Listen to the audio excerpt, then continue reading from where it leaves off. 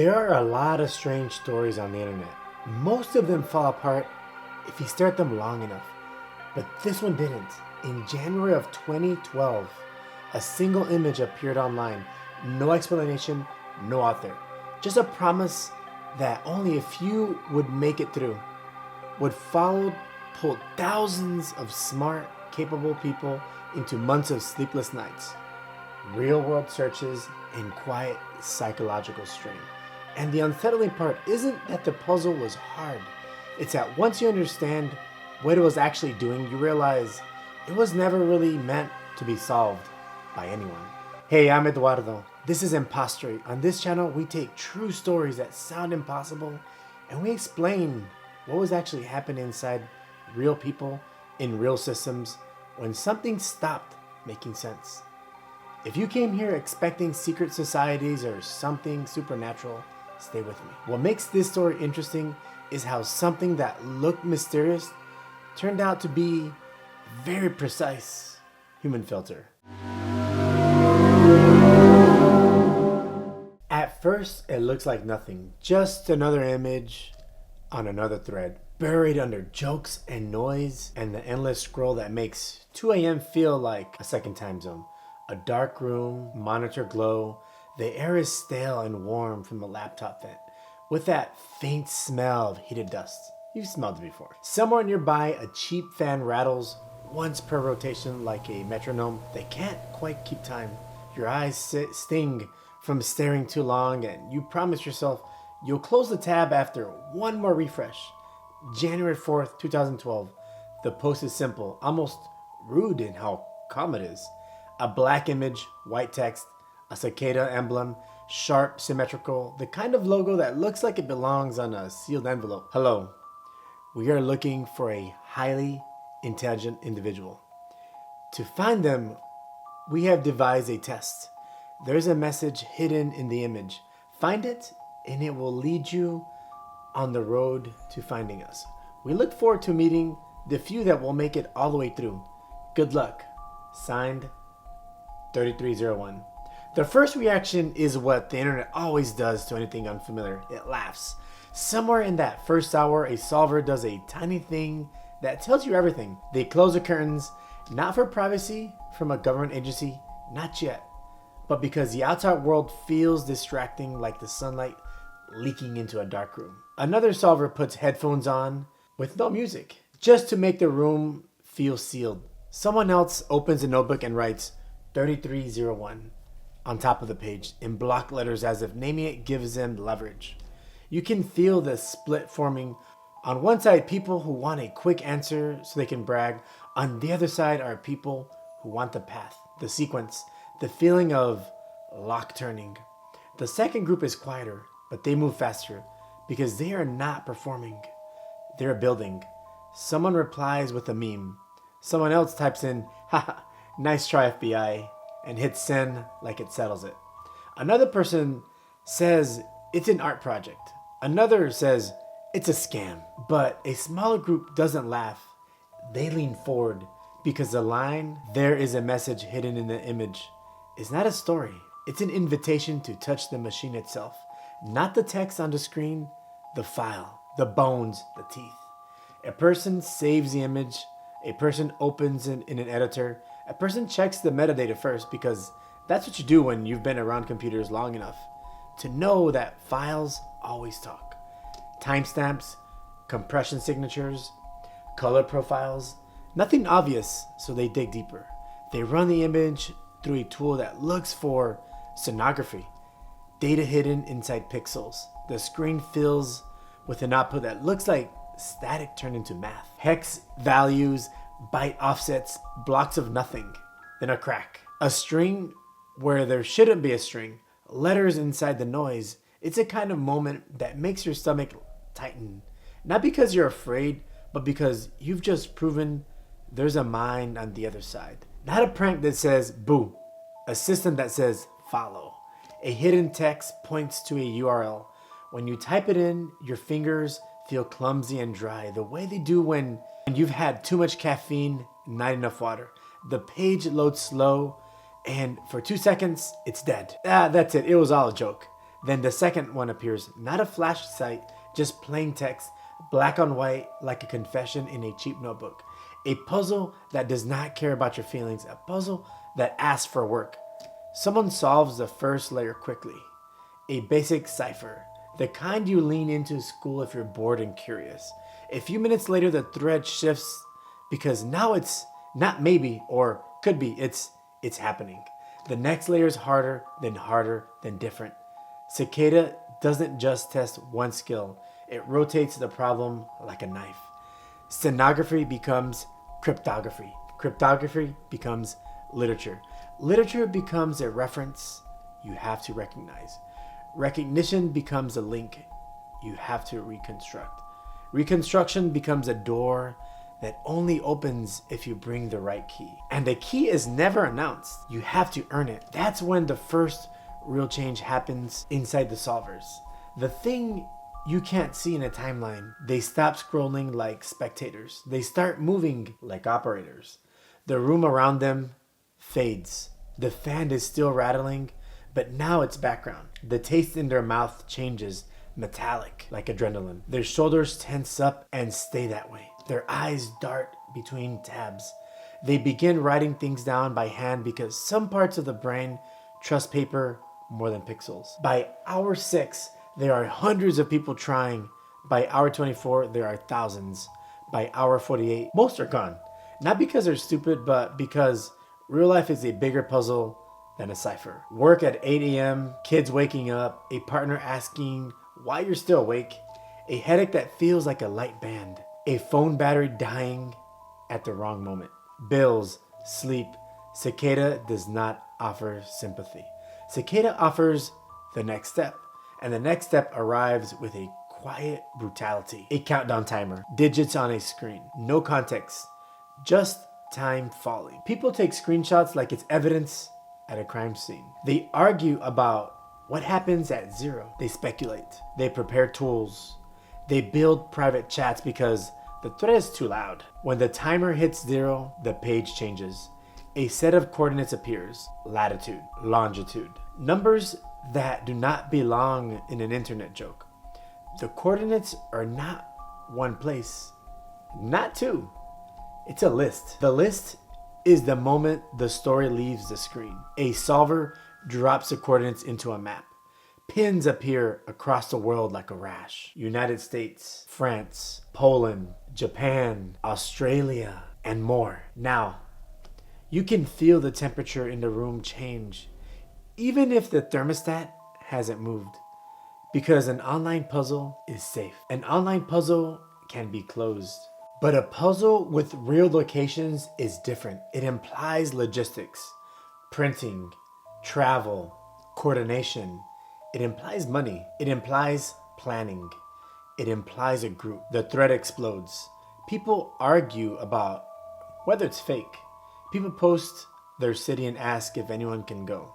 People volunteer like they're signing up for a midnight shift. And then the first proof arrives. A photo taken outside, streetlight glow, yellow and thin, reflecting on wet pavement. A metal pole with a paper taped to it. On the paper, the cicada emblem. The number 3301. A QR code. No explanation, no tagline. Just the same cold confidence as the original post. Someone scans a QR code. A link opens. Another layer begins. And in that moment, the impossible feeling takes shape. Not because it's supernatural, but because it's physical. The internet, the thing you thought lived behind glass, has placed a marker in the real world. And it's waiting to see who shows up. This is the first true retention hook. And it is cruelly simple. If you're the kind of person who can't let a door stay closed, you are already walking through it. So here's the central question that makes Cicada 3301 more than trivia. Was this a puzzle built for fun or a recruitment filter built to watch who thinks clearly under noise, who persists under fatigue, and who stays quiet when the attention is available? Stay with me, because the twist in the story is not that Cicada was mysterious. The twist is that Cicada was measurable. It didn't just test minds, it tested behavior. The moment you realize that, you also realize something else. The puzzle isn't chasing you, you are chasing it. And the chase is the test. The file becomes heavy, not in megabytes, in meaning. You hear your breathing, you notice the desk edge against your forearms. You realize you're only smiling and you don't like it at all. Now, obsession doesn't kick the door down. It slips in like a draft under the frame. At first, it's practical. You tell yourself you're just going to see how far it goes. You'll solve one layer, maybe two, then sleep. You'll treat it like a game, but Cicada doesn't reward dabbing. It rewards continuity. Night one turns into morning without you noticing. The sky outside your window goes from black to a dull blue-gray. And when you feel that small jolt of shame and I did it again shame, as if you've been caught doing something childish, your tongue tastes like old coffee, your eyes are dry, sandy, and when you blink, you can feel the lids drag. You check the clock, it's 5:12 a.m. You should stop. You don't, because someone in the thread just posted a fragment of a key, a new doorway, and your brain does what brains do when they smell progress. It tightens its grip. By day two, the crowd thins. The loudest voices leave first because they don't get the immediate wins. What remains is a quieter set of people with a certain rhythm. They don't write paragraphs, they write clean instructions. They post screenshots with highlights. They share tool names. They trade short confirmations. Confirmed. Matches. Try base 64. Check EXIF. Look at the least significant bits. It starts to feel less like a forum and more like a war room built out of strangers. Private chats because public threads are too noisy. Someone spins up an IRC channel.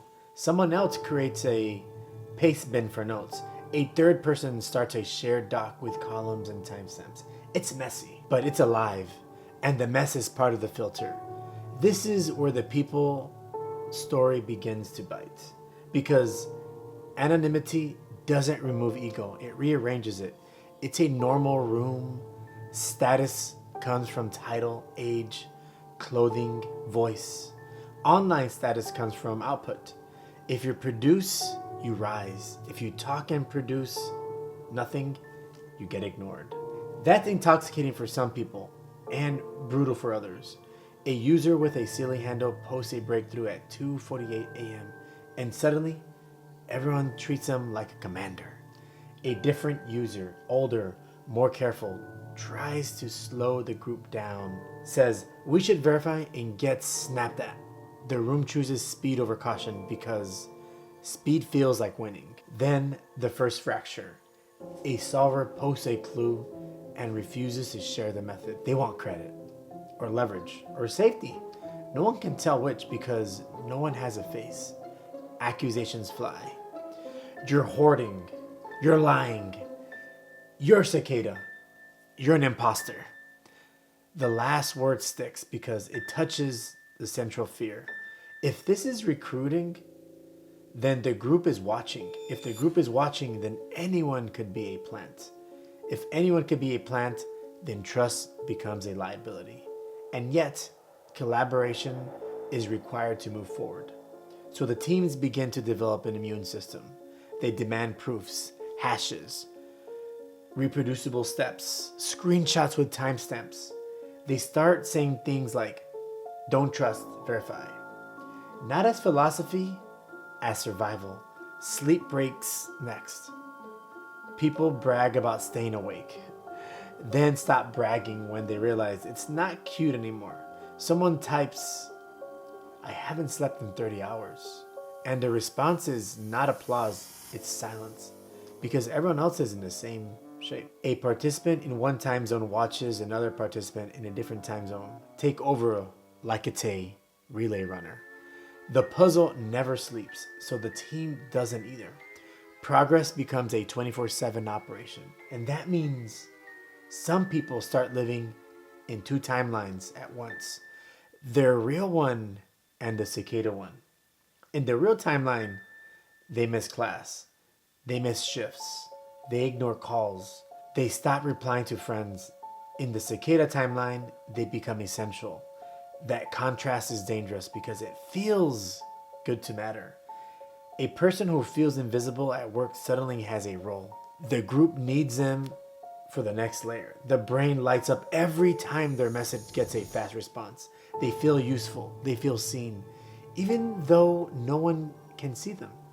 Then the paranoia deepens. Someone posts, "I found a new link." And another person replies, "Verify signature." Another says, "Who are you?" The tone goes cold.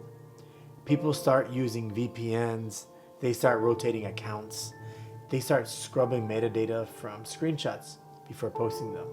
They begin to talk about operational security like it's normal conversation. Don't post that publicly. Don't use your main email. Assume logs exist. Assume you're being profiled. What's wild is how quickly it becomes reasonable, because a puzzle that sends people to physical coordinates already crossed a line. Once you cross that line, your mind upgrades the threat model automatically. And then the puzzle does something quietly brilliant. It introduces scarcity without saying the number out loud. We look forward to meeting a few. Few is a knife. Few means you're not completing the puzzle. You are competing against other humans. Every other solver becomes a risk to your chance. That turns collaboration into a strategic choice instead of a moral one. Some people respond by hoarding. Some respond by lying. Some respond by going silent. Some respond by forming tighter inner circles. You can see the obsession cycle in micro behaviors. They rewatch the same image 20 times. They rerun the same tool with 3 different settings. They refresh the thread every 30 seconds. They stare at a block of text until letters start to swim. Then suddenly a breakthrough hits, and the world snaps back into clarity for 5 minutes, like a migraine lifting. They shout in the chat, not with caps, with speed. "Got it. Open it. Try this now. Go, go, go." Adrenaline floods the system. Hands tremble. Breathing gets shallow. They feel warm and cold at the same time. That rush is not a byproduct. It becomes the fuel. By day 7, you can tell who is losing it. Their messages get longer. They start speculating wildly. They accuse strangers of sabotage. They interpret normal glitches as threats. They see patterns that aren't there. And the group responds the way groups under pressure respond. They tighten discipline.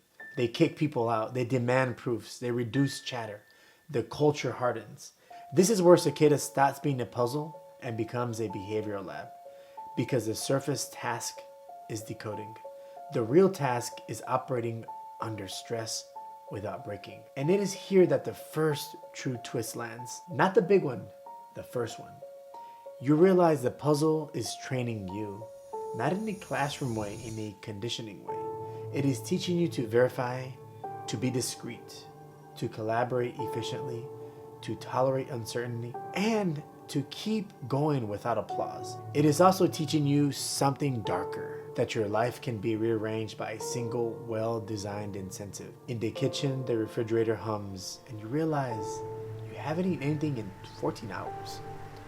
You open the door, and cold light hits your face, blue and unforgiving. You grab something, chew without tasting, back to the desk. Your phone buzzes. "Are you okay?" You stare.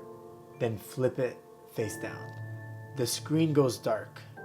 The hunt stays bright, because now the question is no longer, what is next clue? The question is, what kind of person am I becoming to keep chasing this? One more layer, then I'll sleep. I swear.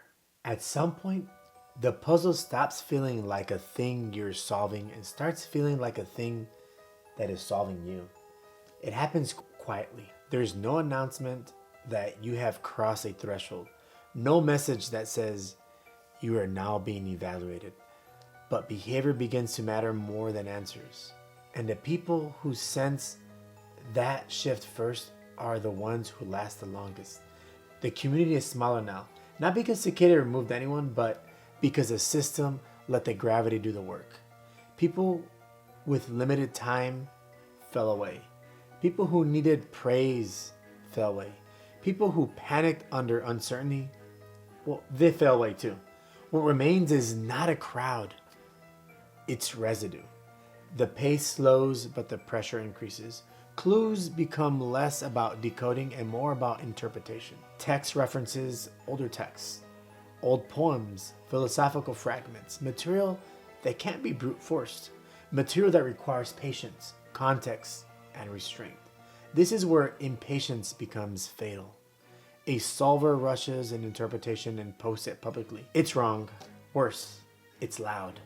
The group does not attack them. They simply stop responding. In an anonymous environment, silence is a verdict. Within hours, that solver disappears. Another solver solves something critical but refuses to post it publicly. They share it only with a small group they trust. That decision quietly elevates them. Not because of intelligence, but because of discretion. You can feel the filter tighten. Cicada never says, do not share. It never says, be quiet. It never says, prove loyalty. It doesn't have to. The environment punishes the wrong instincts automatically. Attention seekers get flooded with noise and lose the thread. Careful operators move forward because they conserve signal. It's not ideology yet. It's survival. Then come the physical coordinates again. Not everywhere. Fewer this time. More targeted. Someone goes out at night. Hoodie up. Foam brightness dimmed. The air smells like rain and hot asphalt. Street lights buzz overhead. The city feels normal and unreal at the same time. Like a stage after the audience has gone home. They find the sign. Same cicada, same number, same QR code. This time, they hesitate before scanning. Not because they are scared of the code, but because they're scared of what it means to keep going. Once you leave the house for a puzzle, you can't pretend it's just a hobby anymore. You're investing physical risk, even if it's small. You're changing routines, you're making decisions that a person who is just playing wouldn't make. Back online, something else is happening. People start talking about values, not politics, principles, privacy, freedom of information, resistance to censorship, the ethics of surveillance. The puzzle begins referencing texts that circle these themes, not lectures, fragments. Enough to test resonance, not enough to explain. That is another filter. If these ideas bore you, you leave. If they anger you, you leave. If they resonate, you lean in. A solver posts a long interpretation tying a clue to a philosophical decentralization. Another solver responds with a correction. Not an idea, but on the execution.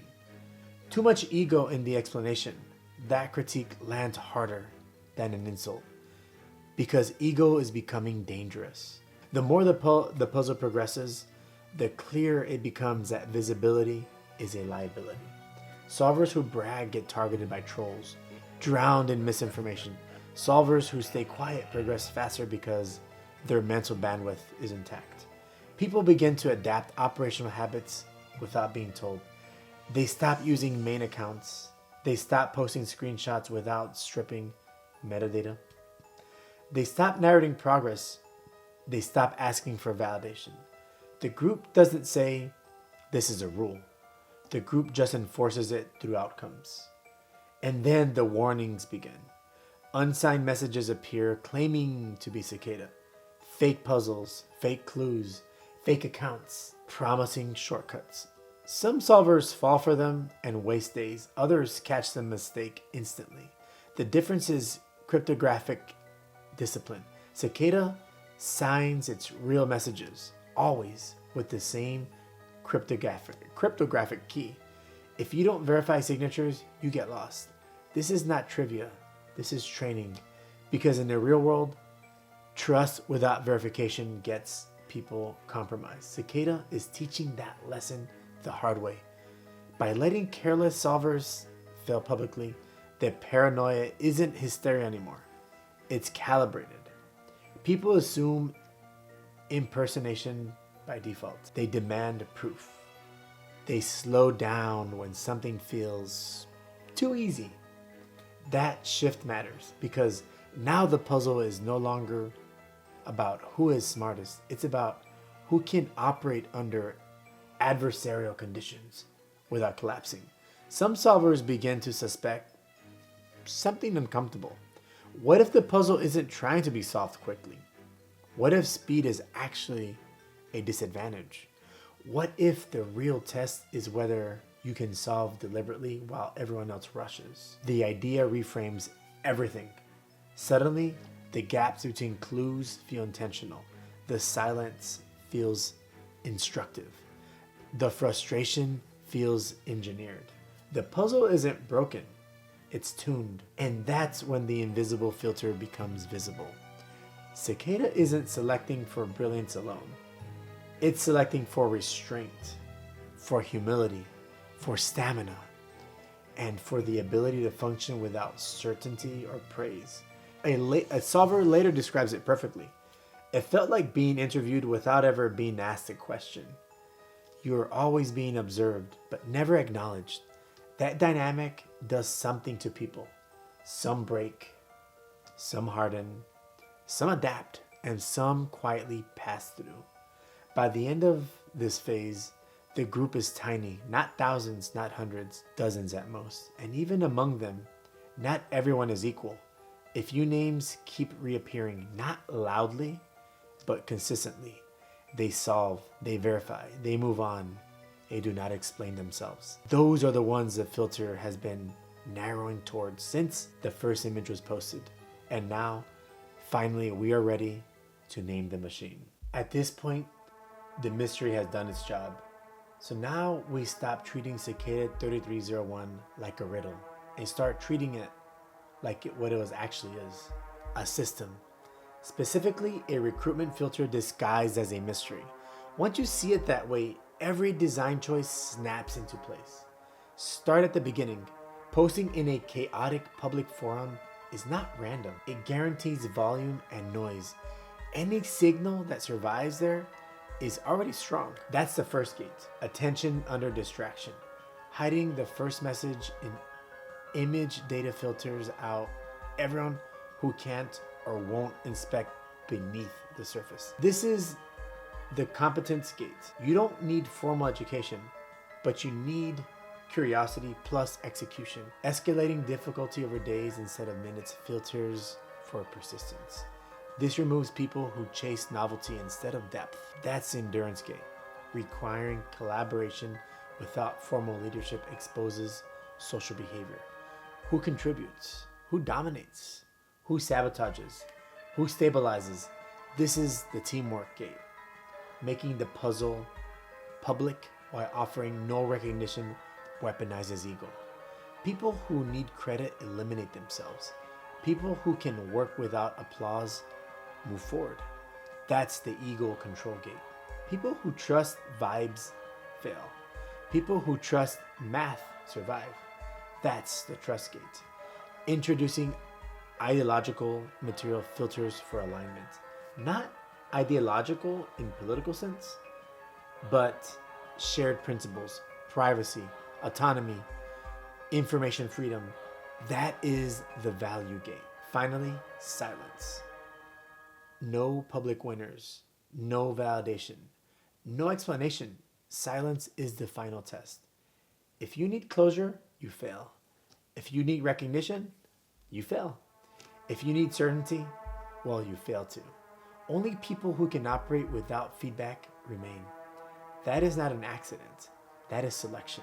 Seen this way, Cicada is not a puzzle with a prize. It is a funnel that turns a massive, anonymous crowd into a tiny set of vetted individuals without ever revealing who is doing the vetting.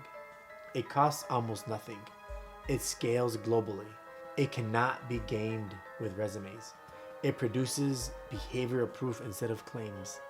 From an organizational perspective, it's brilliant. From a human perspective, it's unsettling because it exploits something real, the desire to be chosen, the desire to matter. the desire to prove yourself without asking permission.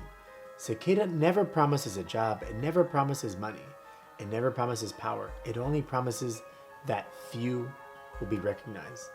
That ambiguity is the incentive.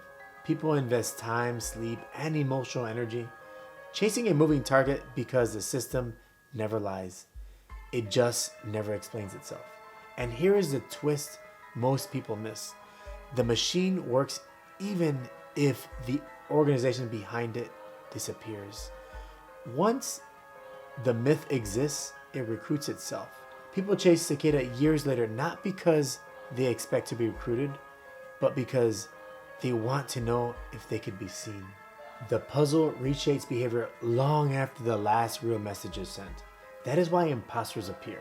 That is why unsigned puzzles circulate. That is why archives grow. That is why analysis never ends. Cicada does not need to be active to keep filtering minds. And this is the most important casual insight. The puzzle was not designed to be finished. It was designed to sort. Which brings us to the final act. What happened to the people who passed? What happened to the people who didn't? And why did Cicada 3301 become modern mythology? Not because it was unsolved, but because it was unsatisfying in exactly the right way. At some point, the puzzle stops answering back. There is no final screen that says, "You made it." No leaderboard. No congratulations. The messages slow, then stop. The signposts end, the keys go quiet. For some people, this feels like betrayal. For others, it feels like relief. The obsession that once filled every spare hour now has nothing attached to it. The screen looks normal again. The screen looks normal again. The room feels too quiet. The fan still rattles, the refrigerator still hums, but something is missing. And that's absence. Here's the truth most people don't like to sit with. Cicada 3301 did not fail to explain itself. It succeeded. The people who passed were never meant to talk, and the people who talk were never meant to pass. That is not a conspiracy. It is design. In any serious recruitment system, the most valuable signal is discretion under ambiguity. Not loyalty pledges, not ideological purity, silence. The ability to move on without closure. The ability to do work without needing to narrate it. Those who reach the final stages describe something consistent. A private message, a direct instruction, a request for further verification, then separation. Not into fame, but into invisibility. No public proof exists because proof would defeat the purpose. If winners were announced, the system would be reverse engineered. Behavior would change. Performance would become theatrical. The filter would rot. So Cicada chose the only ending that preserved the machine. No ending at all. And this is where Cicada crosses from puzzle into mythology. Because humans cannot tolerate unresolved intention. When something acts with precision but refuses to explain itself, the mind fills the gap. Gods emerge, aliens emerge, shadow organizations emerge. It feels safer to imagine something vast than to accept something cold and procedural. But the mechanism is not mystical. It is incentive design. Cicada exploited a very specific psychological loop. Offer a signal that implies selectivity without explicit reward. Escalate difficulty without timeline. Allow participants to self-invest resources. Let sunk costs do the work. Once people invest sleep, time, reputation, and identity, the system no longer needs to push. It pulls. The participants pull themselves. That is why Cicada did not need to threaten. That is why it did not need to promise. That is why it did not need to explain. The people who mattered stayed anyway. There is another uncomfortable layer to this. Cicada did not recruit the smartest people. It recruited the most compatible people. Compatibility means tolerating uncertainty, operating without praise, collaborating without ego, verifying without trust. working without knowing why. These are not academic traits, they are operational ones. That is why many brilliant solvers failed. They wanted elegance, Cicada wanted endurance. They wanted recognition, Cicada wanted invisibility. And this reframes the entire mythology. Cicada was never a message to the world, it was a mirror. Everyone who encountered it saw their own relationship with power, control, and meaning reflected back at them. Some saw game, some saw a threat, some saw a calling, some saw a trap. The system did not care which interpretation you chose, only how you behaved afterward. That is the final twist. The mystery was not, who is Cicada 3301? The mystery was, who are you when no one is watching and nothing is promised? Years later, the legend persists, not because the puzzle remains unsolved, but because the explanation feels emotionally incomplete. Knowing it was a recruitment filter does not scratch the itch, because filters are impersonal. They do not validate the effort you poured into them, and that hurts. People want Cicada to be aliens or gods or secret societies because those stories make obsession noble. They turn exhaustion into destiny. They turn sacrifice into meaning. The real explanation is quieter. Some people were selected, most were not. No one got a trophy, and the world kept moving. The ending feels wrong to the human brain, but it is exactly how real systems operate. The most effective selection mechanisms leave no evidence. The best filters disappear into the behavior they shape. Cicada 3301 became modern mythology not because it was supernatural, but because it exposed something modern people are deeply uncomfortable admitting. That invisible systems already choose us every day. The silence can be intentional, that not being chosen does not mean you failed, and that effort does not guarantee recognition. The final lesson of Cicada is not about puzzles, it is about power. Real power does not announce itself. It does not explain itself. It does not care if you believe in it. It observes, it measures, it selects, and then it moves on. If you chased Cicada and felt changed afterward, that was the point. If you still think about whether you could have gone further, that was the point. If the lack of closure still bothers you years afterwards, that was the point. The puzzle didn't need to finish. It finished you. And that is why Cicada 3301 will never die as a story. Because the most unsettling mysteries are not the ones that stay unexplained. They're the ones that explain us too. When Cicada 3301 finally went quiet, a lot of people felt cheated. No winners, no reveal, no explanation that felt emotionally complete. But that discomfort is the point, because Cicada wasn't built to reward effort. It was built to observe behavior. Who kept going without praise? Who stayed careful under pressure? Who could walk away without closure? Most stories like this survive because we never get answers. This one survives because the answer is uncomfortable. It shows how easily people will reshape their lives around a system that never promises anything, never explains itself, and never says thank you. And once you see that, you stop asking who Cicada 3301 was. You start asking why it works so well. That's what makes it an impost story.